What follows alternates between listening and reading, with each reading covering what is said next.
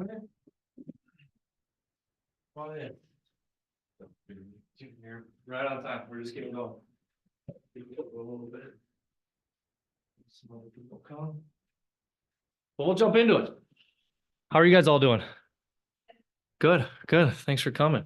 You guys all look like new faces, so welcome. None of you have been to any of these presentations before? I've had some. Okay. All right. Yeah, good to see you again. Well, thanks. Well, welcome to Wealth Accumulation. This is going to be a great talk. I love this presentation. A lot about just, stocks, bonds, mutual funds, ETFs, and then how do you put that together in a diversified portfolio and some wealth accumulation strategies.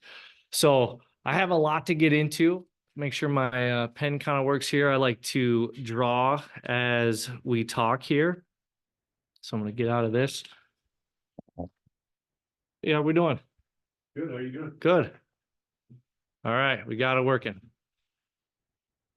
So little do you guys know, I had some tech issues before, but right at the nick of time here, we got it working. So who am I? Get a few just housekeeping items in order here, introduce myself. So I'll be talking a little bit to you guys. It gets a little weird if you haven't done this before. I'm talking to some people online and you guys here, but I'll just give you a little background of who I am, my firm, and our connection to K-Chip here, and then we'll get into the presentation. So again, my name is Ryan Hitchcock. I am a fiduciary financial planner. I'm actually a practicing advisor. I have clients at a firm called High Point Capital Group. Been doing this for just under 15 years, I believe. And I do host a little shameless plug, a podcast called Financial Breakaway. It's all about like retirement planning and wealth creation. So I'll talk a little bit more about myself. You can look me up online and all that stuff. I don't like to bore you too much on that, but just to kind of connect the dots on, welcome, come on in. Just to connect the dots on a few names you might see here. So, there's High Point Capital Group, there's Bridge Financial Wellness, and then, what's our connection with K-Chip. So if I touch on High Point Capital Group, that's our firm. So we're a group here locally. We're based out of Milwaukee, but we have offices all across the state. We're a group of just over 25 advisors all together that mainly work with individuals and families with financial planning, kind of general financial planning, retirement planning, investments, protection planning, you name it. We're all practicing advisors, I say.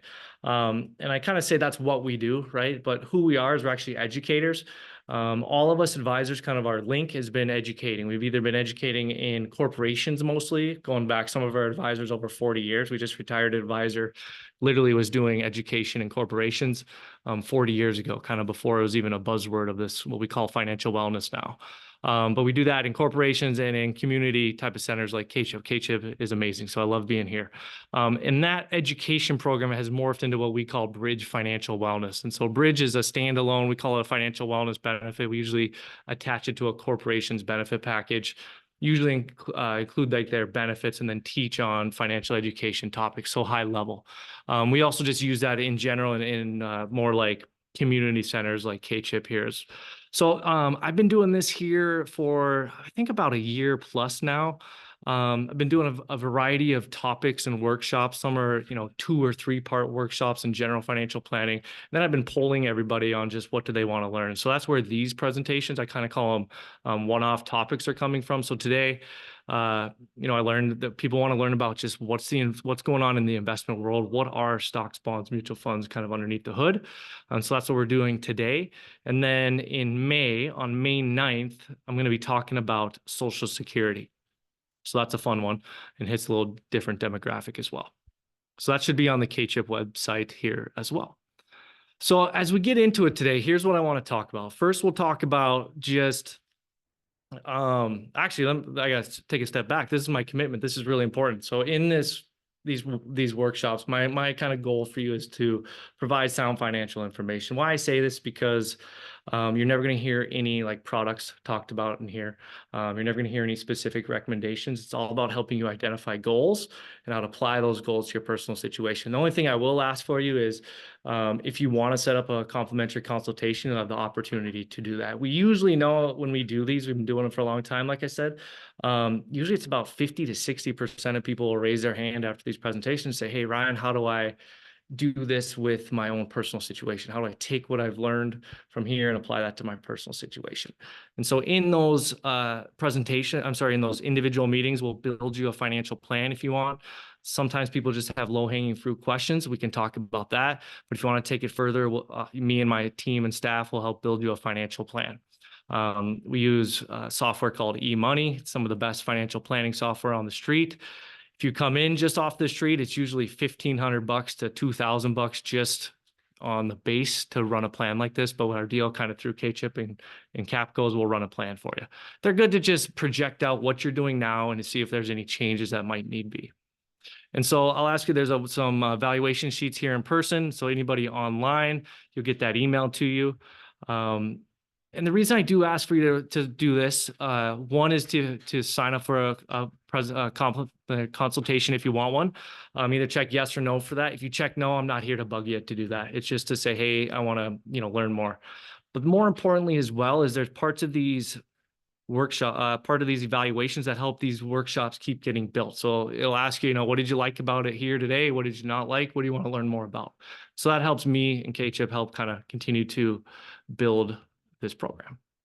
Okay, so thanks for bearing with me through what I call the housekeeping to get into what we're going to talk about today. First thing, just investment fundamentals. We're going to dive deep into what is a stock, bond, mutual fund, ETF, and kind of underneath the hood there. We'll move into, how do you take all these things, all these elements of investments and apply that to a diversified portfolio to build towards your investing goals.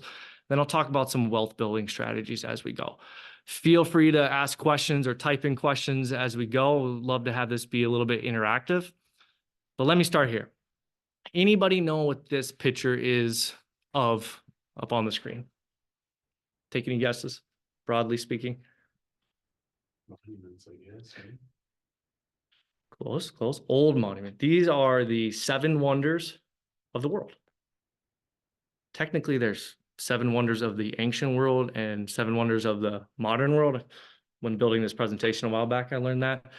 Some people think like the Great Wall of China is on there, but that's actually the modern world. So I just picked the ancient world. This is like, the only one still standing is the Giza pyramids. There's like the hanging Babylon gardens. There's Tower of Zeus over here. The lighthouse of, all these going back 500 BC. Now, why I bring this up is because of this guy, arguably the most famous physicist, Albert Einstein. He talks about compound interest as the 8th wonder of the world. So compound interest is a big reason why we invest. So I'm going to talk about that a little bit.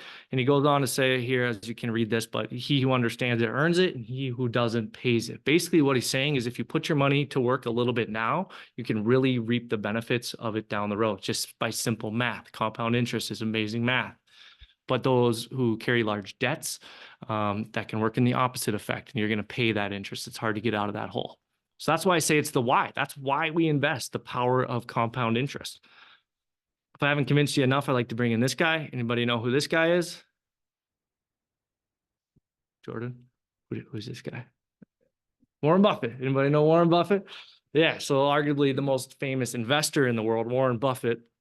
He owns the investment conglomerate company called Berkshire Hathaway, and he is one of the biggest proponents and biggest examples of using compound interest to your advantage in investing. He kind of says it's your best friend. He started Berkshire Hathaway. He kind of says it started this little snowball at the top of a long hill. The trick is to have just a long hill or be very young. So Berkshire Hathaway, that company right now, he bought it back in, he actually, we'll say started this company in the early 60s.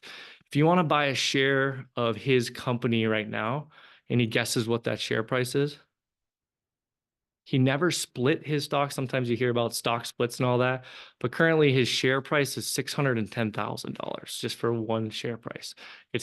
When he started the company, it was about, I think it was around $70 a share, something like that. So this guy knows the style of compound interest and time.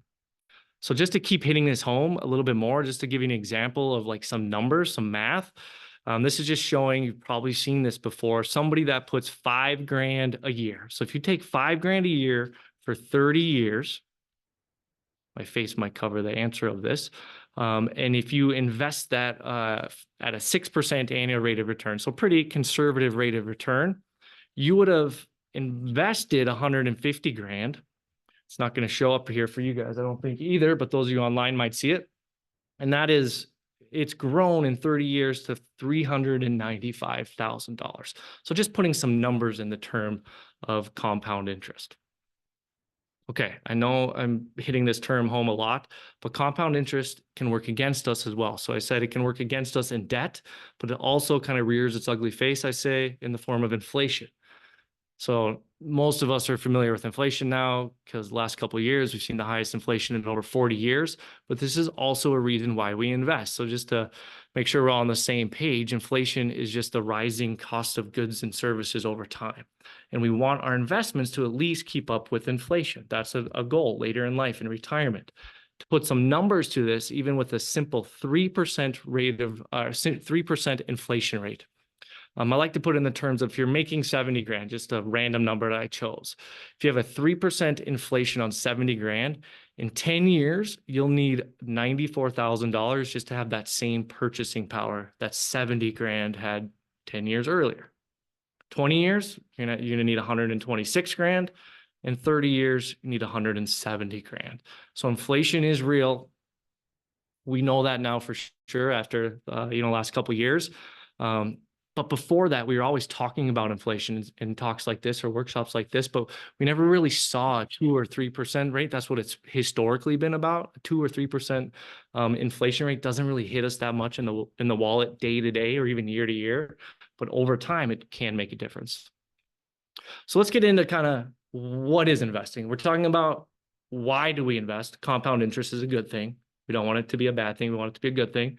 But what is investing? So I'll let you kind of read this slide. Why I bring this slide up is to talk about what investing is not. Sometimes people will say to me, Ryan, I don't use my 401k or I don't invest because it's a rigged game. The stock market's a rigged game, or, it's like going to the casino and, betting my money on the craps table or something. I'd rather put it under my mattress and not lose it. And I argue that's the wrong way to look at investments because you're just looking at it through the wrong scope. Investing needs to be planned, like it's saying here. You need to understand your goals. You need to attach like a timeline to it. You need to attach a risk tolerance to it. That means you're managing your risk and managing your investments over time. So let's dive into that a little bit. Like, how do you identify goals and how do you identify risk tolerances and time horizons?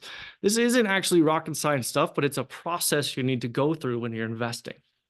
And so people accumulate money for a bunch of different reasons, right? Most people are looking to, we talk about investing for retirement, but you can invest for, your children's education, maybe a special purchase, a house in 5 or 7 years or something like that. Or maybe you're just trying to invest for some emergency or security funds. Those are all different reasons and good reasons to invest. There's a bunch of other different ways to do it, but those are the goals. And those goals are going to come with a time horizon. A goal can either be a short-term or long-term goal. If you're 25 years out from retirement, that's a long-term goal. If you're going to buy a house in 2 years, that's a very short-term goal. Those, therefore, are going to have different risk tolerances. And so in setting up investment strategies, one is, just to make sure we're not going too fast over this, one is to identify your goals. 2 is to identify your time horizon. And 3 is to identify your risk. Those are the 3 main ways to, approach investing. Now, if we look at risk, risk really shows up in 2 places. One is what I call a quantifiable way. In my example of retirement in 25 years, that's a long-term time horizon to invest. So that can have a little bit more aggressive risk to it because you have time. You have time to absorb, as the slide says, you have time to absorb a loss. Like if you make a loss in next year, but you still have 24 years to make up that loss, there's time to do that so you can take the risks. So that's quantifiable. The second one is just more like you personally. What is your risk tolerance yourself? How do you actually feel about risk? And we can either be aggressive. Some people are risk takers. Some people are in the middle, and some people are conservative. I like to bring this up because eventually, once we get educated in investments and investment planning and risk tolerances and identifying goals and this whole scope, we want to try to eliminate this status, like this type of risk, because we as humans all don't like risk, really, right? When we see our investments going down or losing money, quote unquote, it all hurts us physically, actually, as humans. But when we're looking at our investments the correct way through more of this scope, like our time horizon, and that's a better way to manage risk. Any questions on that? Okay, so let's talk about the investment world. So in the scope of investments, there's a lot of different investments out there. Things like, stocks, bonds, cash alternatives, these things called mutual funds, the ETFs, alternative investments. You might hear commodity, stock options, all of these crazy things. We're going to focus on these here listed, mainly, cash alternatives, bonds, stocks, and then mutual funds and ETFs. We're not going to get too deep into alternative investments right now. We're just going to look under the hood of these mainly. So these are like, I'd call investment categories. So inside of one of these categories, there's a bunch of different options or investment types of that specific category. I like to throw this in there too. I get this a lot. It's a misconception. IRAs, 401ks, Roth IRAs, those are not a quote unquote investment. Those are an investment account that holds an investment. So your 401k, maybe at work at Capco here, that's just dictating the tax status of the investment inside of the account. So sometimes people will come up to me, I hear more often than you'd think, is what earns more money, Ryan? Does my Roth IRA or does my 401k or does my IRA make more money? And that's just the backwards way to look at it. That's just the tax wrapper of the account. You can put any one of these investments in any of those accounts. Questions on that? I'd like to make sure that point gets hit home. You understand that concept? Okay. So cash alternatives. A lot of people are surprised to even know that this is considered an investment category, but it is. It's a little bit more boring category up until maybe 2 years ago when interest rates came up. But basically all this is by definition, a cash alternative is an investment that can be turned into cash very quickly within 1 year or less is kind of the term. So examples of this are like CDs. CDs at the bank, money markets, either at the bank or money market mutual funds, or another cash alternative is just called U.S. Treasury bills. Those are under like 2-year bills. They're called not bonds, they're just bills is another name for them. So they are the lowest rung on the risk versus reward scale. Some advantages to these is that they're predictable.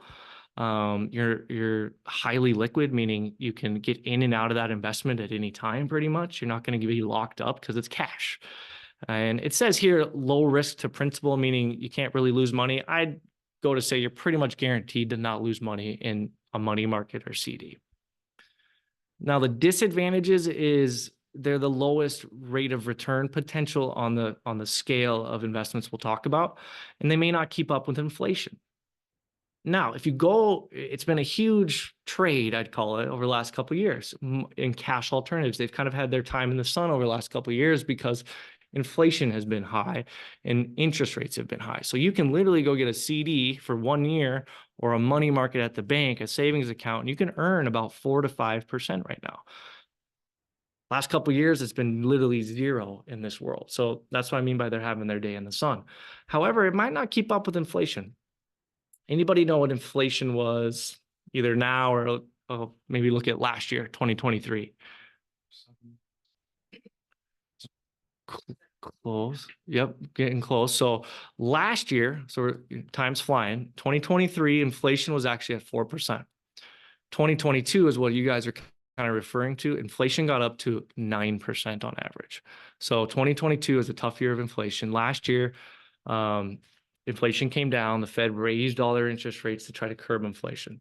They want to get inflation down to 2%. You never want inflation to go away. That's called deflation. That's a bad thing. You want inflation to just be what the Fed says is about 2 or 3%.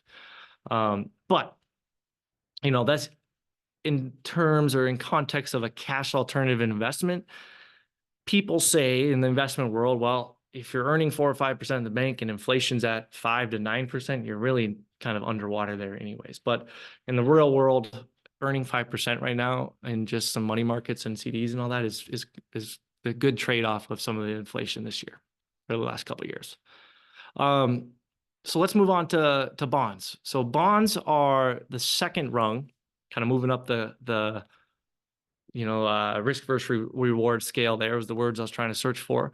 And bonds again, they aren't the sexiest type of investment either, but they're a very important part of investments. Essentially, a bond, what it is it's a loan to either the government or to a corporation.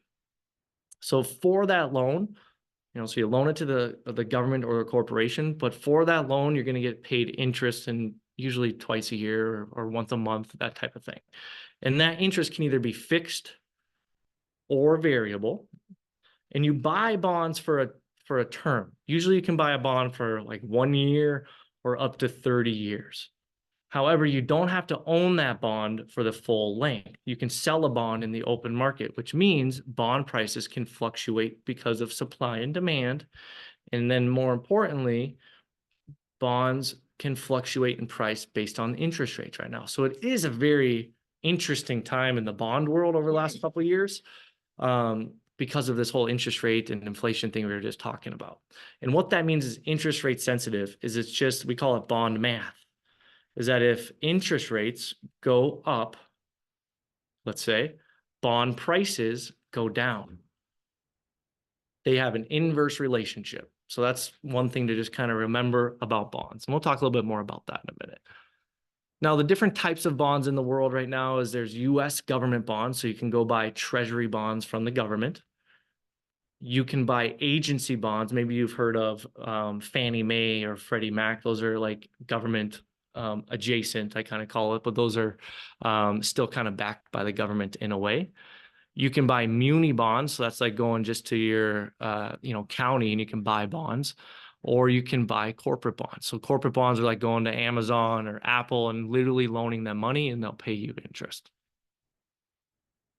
So to kind of hit this home, some advantages and disadvantages of bonds is bonds are good because they relatively will pay you a steady stream of income over time. This income is a little bit more traditionally than the cash alternative. So if you remember me saying the cash alternatives world right now, money market, CDs, you're earning about 5%. But right now, bonds, like a normal corporate type of bond, you can get about 7 to 9%, depending on what bond you're looking at. And you're getting a little bit more risk because of that, but you're getting a little bit more interest.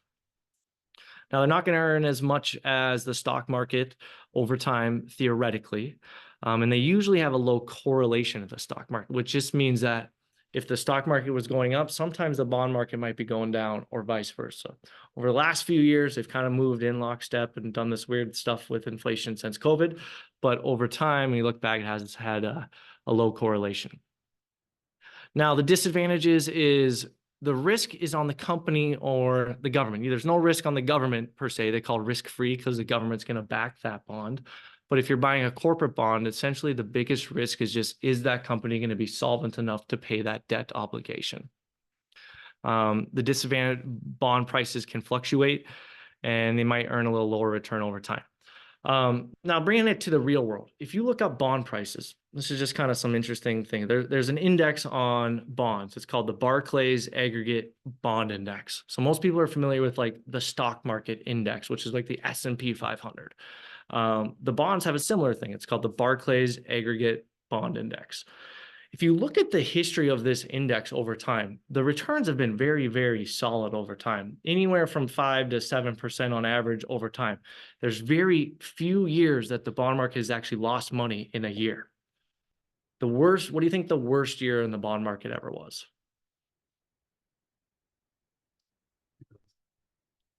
Close. It's a little trick question kind of during this crazy times. And 2022 was the worst year from the bond market. So 2022, when all this inflation was happening, the stock market was down anywhere from 25 to 30+%.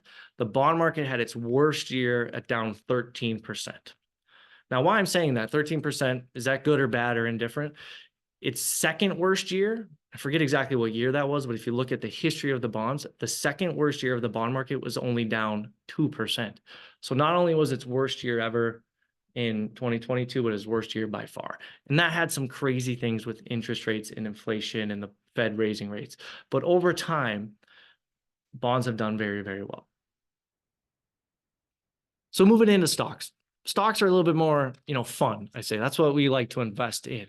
And so we came off of bonds and cash alternatives. So in bond world, we kind of say, you're a loaner. You're not that you don't have friends, you're loaning money to a corporation or the government. Stocks, you're a owner, is an easy way to kind of think about that. So if stocks, you're an owner, any share of stock you own in a company, you're going to have a part ownership of that company. And so with ownership, you get some rights. You have some rights to maybe some dividends that the company is going to spit off. Maybe they have some good years, so they can spit off some dividends. I don't think I have it here, but you can get voting rights. Literally, if you own enough shares, you have the right to vote on what's going on inside that public company, whether it's voting board members or other certain initiatives they might have. You have to have a lot of stock to kind of make a difference in some of these big companies, but you do have that right. But then in general, you're going to participate with the up and down kind of movement of the market value of that stock. And so that means you can either sell it for a loss or a gain. And so on our risk versus return kind of scale over here, stocks aren't the most risky investment. There's definitely more risky investments, commodities, alternatives, et cetera. But in terms of normal kind of what we think of investing, most people do, stocks are going to be your more aggressive thing. So let's dive into stocks a little bit more here. And again, feel free to yell out any questions. I hate to be the only one talking at you here, but people are interested to learn. Let me stop here for a second, that there's actually two different types of stocks out there that like a company can issue. One of them is called common shares and the other is called preferred shares. So I'm not going to go too deep on this, but just kind of whet your appetite on it. It is kind of interesting. Common stock shares are just what the name means, is that they're the most common out there. That's what most of us buy. And a common stockholder, you get all those things I just mentioned, all the benefits. You can participate in the up and down, hopefully the up of a market, like or of the company. If the stock price goes up, you can participate in that. You get the voting rights and you get dividends, that type of thing.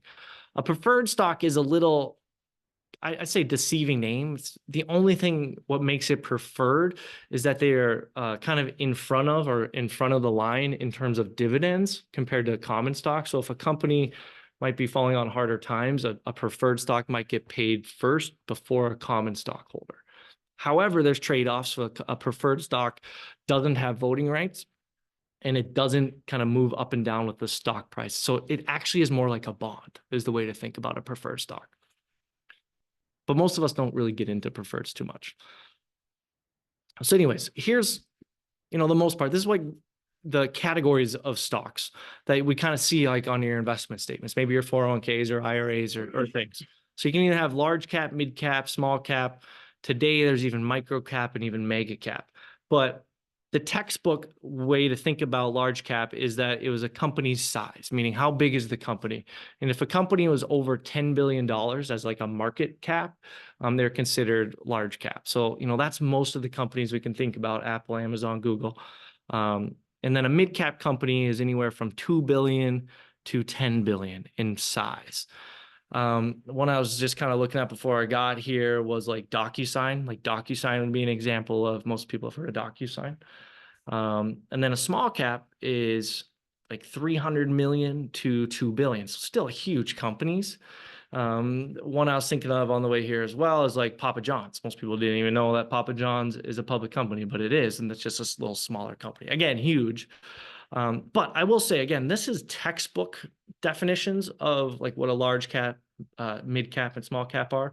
We're in this weird time, like these companies have gotten so big that it gets skewed a little bit. Anybody know the largest company in the world right now? Throw out a guess. Exxon did hold it for a long, long time. Right now it's between Microsoft and Apple. Currently Microsoft is the biggest company and its market cap is 3 trillion. Huge.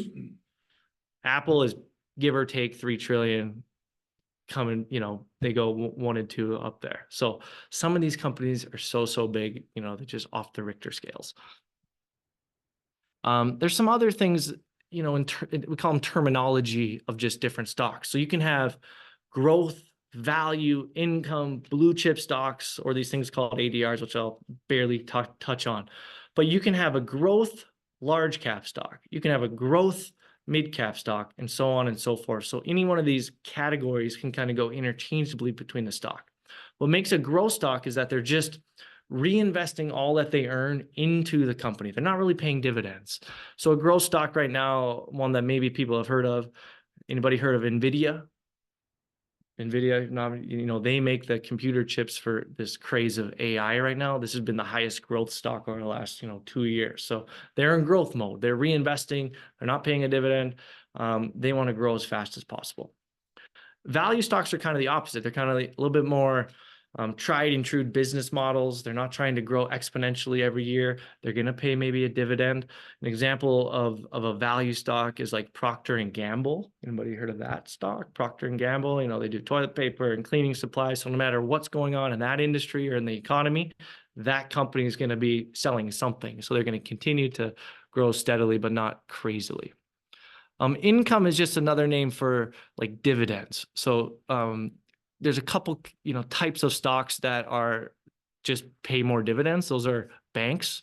Banks pay a lot of dividends, or like utility companies. They pay a really good dividend. So those are called income or dividend. That name is synonymous. And then we get this name called blue chip. Blue chip is just kind of a made up term in the investment world for companies that have a good reputation in the country. They're not a specific definition, but, all those companies we mentioned, Apple, Amazon, Google, they are all kind of considered blue chips. Intel, Coca-Cola, all these companies that have kind of recognizable names and have been good players and have a good reputation. ADRs, American Depository Receipts, you don't have to worry about that term. All it really means is that if you buy a foreign company, you're literally buying a part of a different kind of form of that company in what's called an American Depository Receipt, or an ADR. It's just a way to buy an international company. So if you own an international company, you really can't own it there. You have to own like a mirrored version of it in the US. So the advantages and disadvantages of stocks. The advantages are historically stocks have the best return over time. Now, if you look back at the history of the S&P 500, and just to make sure we're on the same page, the S&P 500 is the largest 500 publicly traded companies in the United States. If you look at the past, average return of the S&P 500, it's around 10%. Now, to get to that 10%, it's going to be more volatile. That's why stocks are more, we call aggressive or a little bit more quote unquote risky.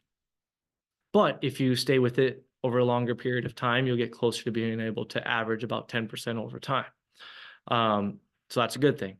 Stocks will give you the ownership rights. You can get dividends, and they're pretty simple to buy and sell on the markets these days.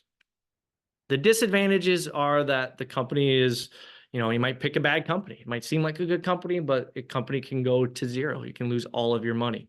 And these kind of all go together. But what I kind of talk about in this disadvantage is that, most people, or a lot of people come to me and say, stocks are just the best because over time they make 10%, right? And you just told me that. And if I stay in long enough, I'll do that. But my rebuttal to that, in a way, which we'll talk more about in a second, is that there's things that happen in the market. So there's this thing called the lost decade, which wasn't too long ago. The lost decade, if I can spell, I'm a terrible speller, but we'll just leave it at that.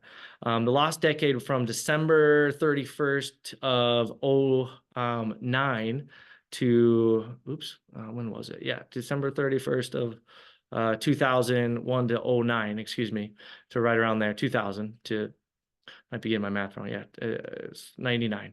Jeez, had a brain fart there. So December 31st of 99 to December 31st of 2009, the stock market on an aggregate from those 10-year periods actually lost 1%. So somebody that was 10 years away from retirement, like, hey, I got time. I'm going to invest in stocks because that's what makes sense. I have time to make that up and down movement potentially. But there was a time when you actually lost money doing that. So we'll get to how to kind of, work our way through that right after this slide. And so this slide is just, there is other investments out there. You can invest in real estate, you can invest in physical real estate or what are called REITs, real estate investment trusts that are more bought on, in like an investment account. You can buy commodities, collectibles are even considered an investment, or stock options. This says sitting in person here. Can I ask a question? Yeah. Definitely. So let's say, let's say target retirement is 30 years out, Mhm. right? And right now, let's just say I put 20% in like a 2016 target Yep. retirement, and then I put 20% in small, mid, large, mid cap. 100% Mhm. portfolio for your 401k. At what point, and I know there's probably no economy plays a factor and all that stuff, but at what point do you recommend shifting from that aggressive to that more conservative to? Yeah, it's a little bit more of an art. There's not a fine line to say you should do it right away. It's more, the easy answer is as you get closer to retirement, you don't have that time horizon to make it up. So you should probably switch into something a little bit more conservative. However, you got to, this comes into retirement planning where you still need some of that money in another 20 years when you're retiring. So usually it becomes of, hey, I need to take some of it off the table to live maybe the next 10 years. And then I can invest, a third of it into something that's moderately aggressive. And then maybe the other third of it is going to be more aggressive for my, 30 years in retirement down the road. So it becomes more of a bucket approach is how it kind of answered. That makes sense. No, it does. But that's a good lead in because that's going to be talking about like diversification. But before we get there, let's just talk about mutual funds.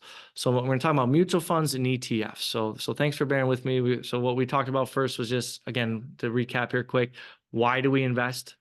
We talked about what do we invest in, and these are a little bit more kind of different vehicles to invest in. And so a mutual fund is just a way to pool your money with other investors. And those investors, there's usually a money manager or a portfolio manager that then will go out and buy investments according to what's in the investment strategy of that mutual fund. And so why you do that is that you get instant diversification. And so if you kind of jump quick to this, is that if you own, there's different mutual funds out there, but if you own a stock mutual fund, essentially what you're going to go do, the manager should have a manager. They have active managers. A stock mutual fund, it takes away the risk of you only buying one stock and maybe having that stock not perform well. Because a mutual fund will have 100 different stocks in there that then, eliminate that single stock risk, and you have instant diversification, but you're only buying one fund, one mutual fund. You can have mutual funds for bonds, you can have mutual funds for money markets, but the main thing to know about mutual funds is that they have an active manager, meaning there's somebody inside that actual portfolio that's buying and selling the actual stocks, bonds, or mutual funds. They're going to follow their world. So if it's a money market mutual fund, it's not going to buy stocks. It's only going to buy different cash alternatives that go in a money market. An interesting about mutual funds is you can get things like balanced mutual funds. So it's going to have maybe a little bit of both. It's going to have some stocks inside of here, and it's going to have some bonds inside of here. Very similar to what a target date mutual fund is. It has both.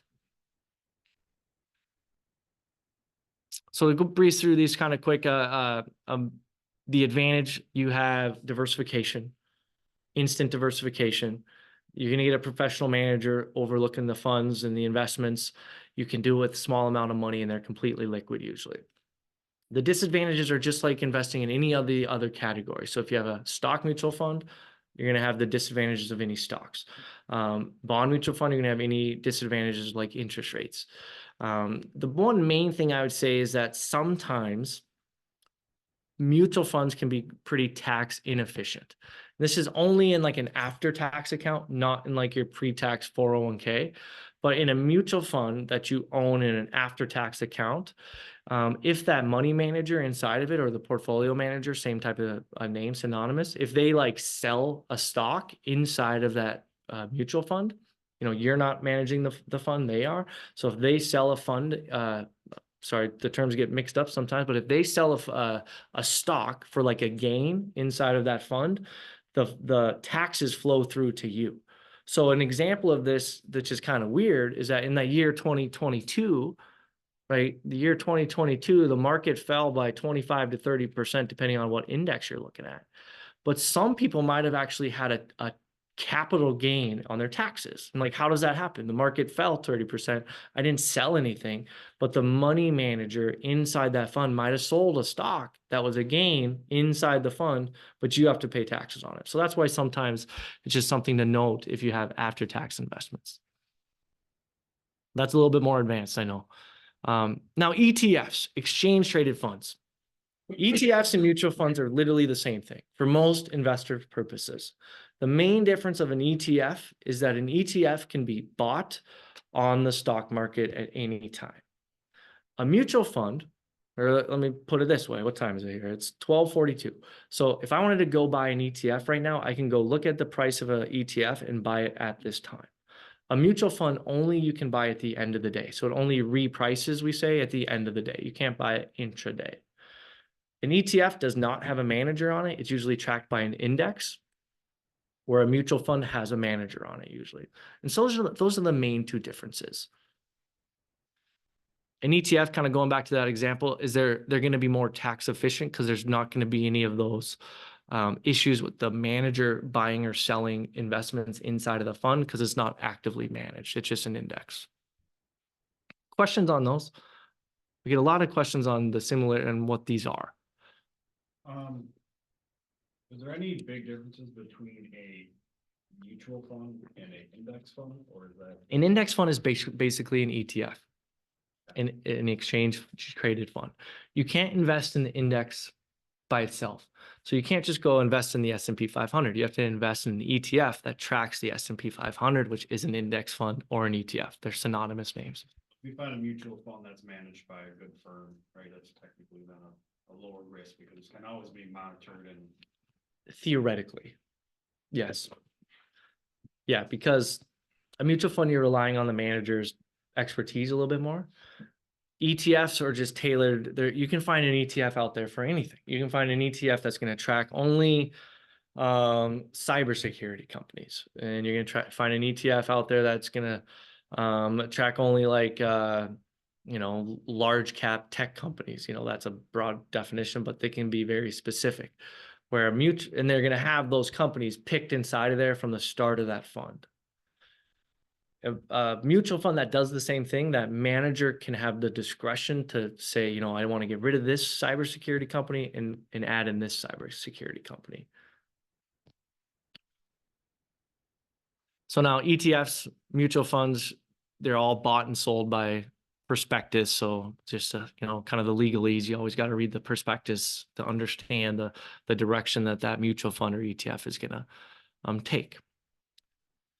Okay, so we've talked about investments really. Again, I like to recap kind of where we've gone. So we've talked about, why do we invest, the different types of investments, cash alternatives, bonds, stocks, and then we talked about mutual funds and ETFs. Those are different investment vehicles.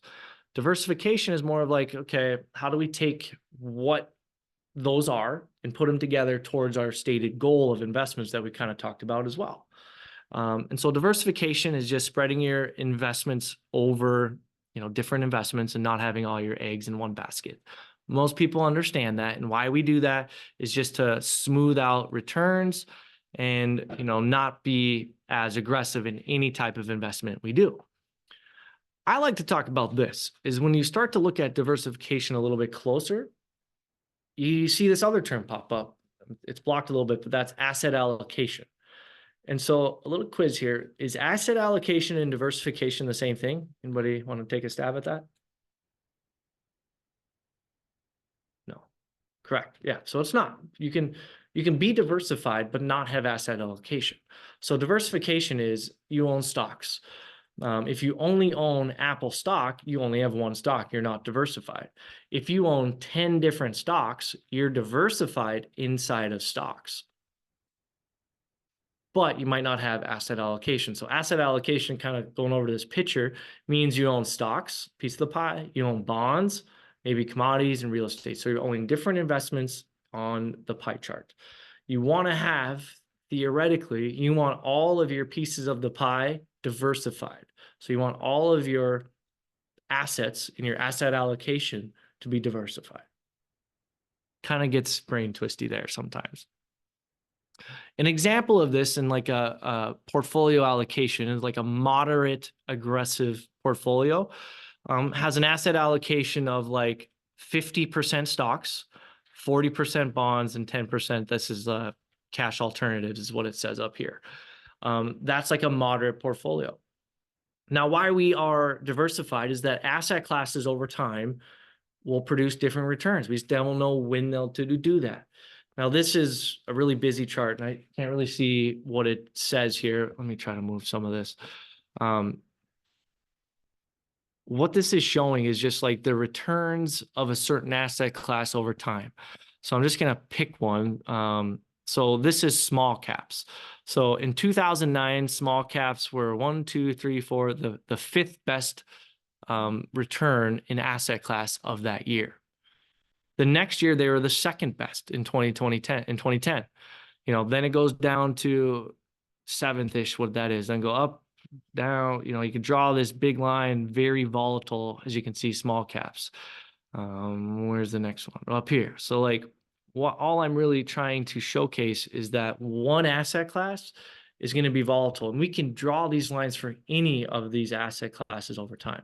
The one that's kind of pre-built here is just, I believe it's like a 60-40 portfolio, 60% in, a little bit of everything type of thing. Some bonds and stocks in there. It's just showing it's not as, it smooths the ride out a little bit. Now, in terms of diversification, there's also geographic diversification. You want to look international. I don't spend a ton of time on this, but it is something as you move through the logistics of a diversified portfolio, you should say, hey, should I have some international stocks, international bonds, et cetera? Kind of go through the same process that you would on any other asset classes.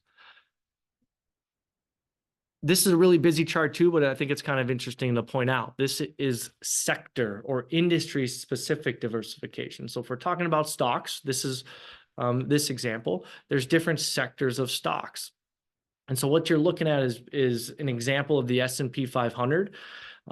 It's representative of the bigger the square is. So like Microsoft, the big square here, they're the biggest square, they're the biggest company.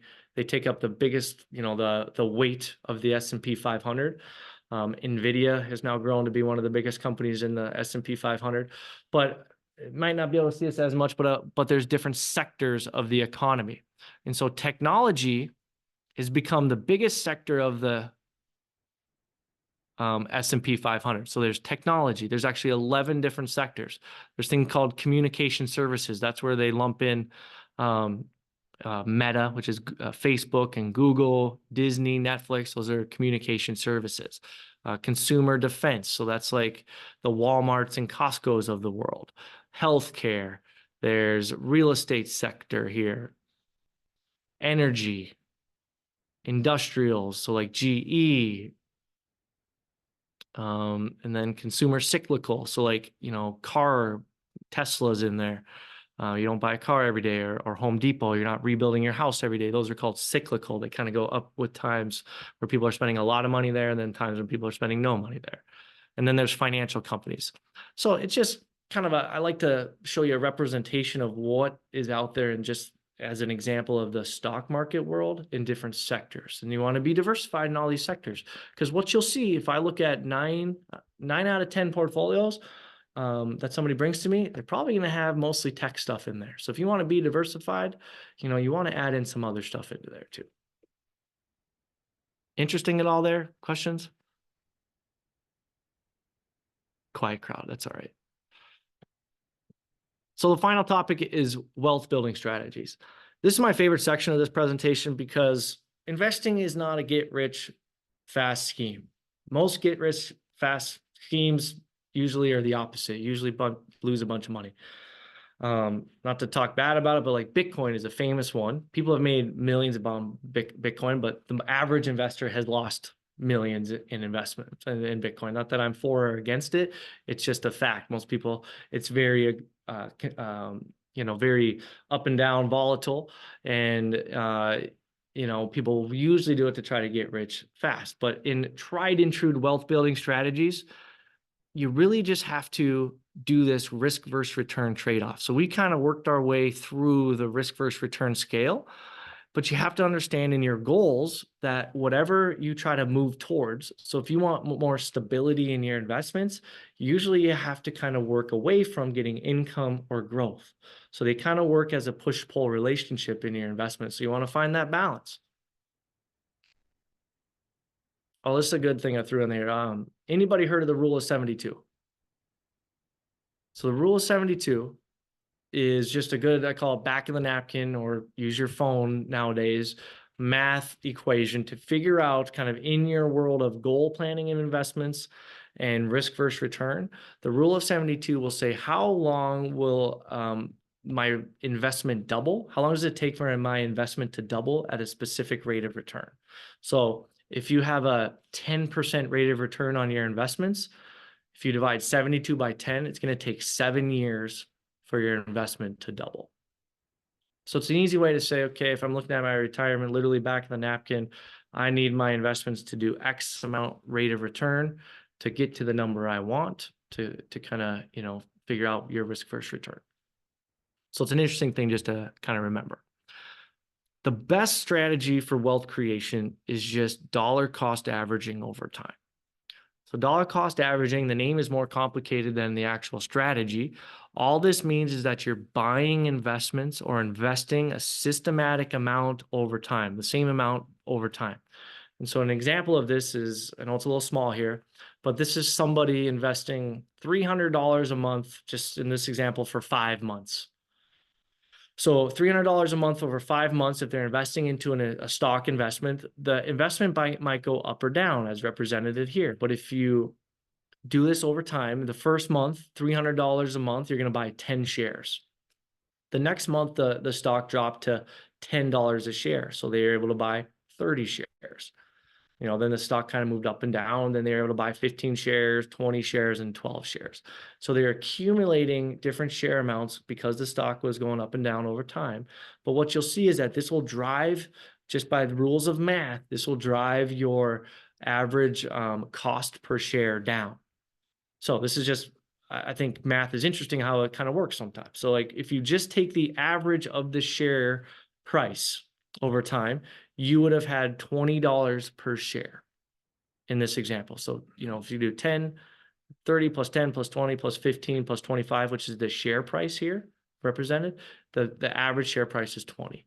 But if you were buying your $300 per month, you would have actually lowered your cost of per share to $17. So I know it's kind of hard to follow that math on, by word of mouth, but the theory is just by doing that over time, it'll always lower your price. It takes the volatility out of investing. Another one people miss is just rebalancing.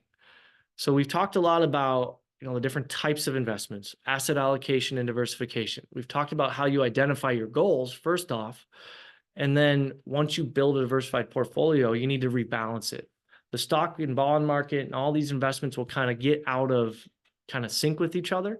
And you don't want to do this too much, but you just want to, literally press the rebalance button on your investment. Do that about once or twice a year is my kind of theory. You don't want to do it too much.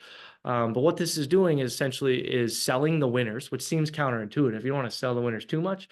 But what you're doing in the opposite side of that is you're buying the losers. And it's the exact definition of why the best way to invest is to buy low and sell high, right? And so this is what rebalancing is doing. It'll also keep your, risk tolerance in check. And again, like I said, these aren't get rich schemes. Investing is a long-term approach. If you're investing for the long term, which most of us do, if you're trying to invest for the short term, it's really hard to do that. Long term is how you make gains. Focus on those goals. Don't make short-term moves based on the markets. You have to sometimes understand that the markets can do their thing. They might go up and down a bit, but over time, the saying is it's hard to time, it's hard to time the market. It's all about time in the market. And so you have to weather some volatility. So I think that's about it today. So I appreciate you guys all letting me talk at you here. And I hope I didn't take up all the air. If you have any questions, I'll stick around here. But the end here is kind of like I talked about at the beginning, is a lot of people just say, what do I do from here? And the options are do it yourself. There's a lot of great DIY stuff in the world today, and that's fine. We like that. If you have other advisors or, support people in your corner, use those people. Give you the opportunity to work with us if you want to. You can sign up for a consultation. But our main goal in these presentations is don't procrastinate. Nothing gets done by not taking any action. Investing and building your financial future takes action. You need to do some of this stuff. So for those of you here, I would appreciate just, fill out. You can keep it anonymous if you just want to give feedback. If you want to sign up for the consultation, either check yes or no, and I'll get back to you here the next day or so. I'll also email you these slide decks and the copy of the recording if you want right after this. For those of you online, you'll get a emailed version of that. And just as you're kind of filling out that, a little bit more about these financial plan we talked about. Usually how this goes, this is a good reminder, is if you do a consultation with me or, it'd be with me. It's usually over 2 parts. It's usually we take a first meeting. In that first meeting, it might just be, you have a couple questions, either phone, virtually, in person, whatever works for you. But if you want to take it to the next level, and do the financial plan, in the first meeting, I'll just get to know you a little bit more to get, the facts and figures about what's going on in your goals. And then I'll kind of go back to my office, I say, and do the homework and do the financial plan, see if there's any recommendations from what I see. There's no charge to that. We'll sit down in a second meeting and I'll deliver that plan. From there, it'll be up to you. There's no hard sell or anything from us. We wouldn't be let back in the door if there was for that.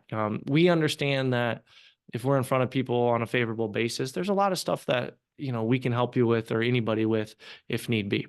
So from there, we'll talk about the plan and any recommendations. Oh, this is just in those meetings, I'll make sure we're touching on all this stuff, investment fee analysis, retirement forecasting, budgeting, 401k checkup. If you want to look at Social Security, which we're going to talk a lot about next presentation, debt, beneficiary checks. This is always a funny one. Yeah, thank you. That's all good. Thank you.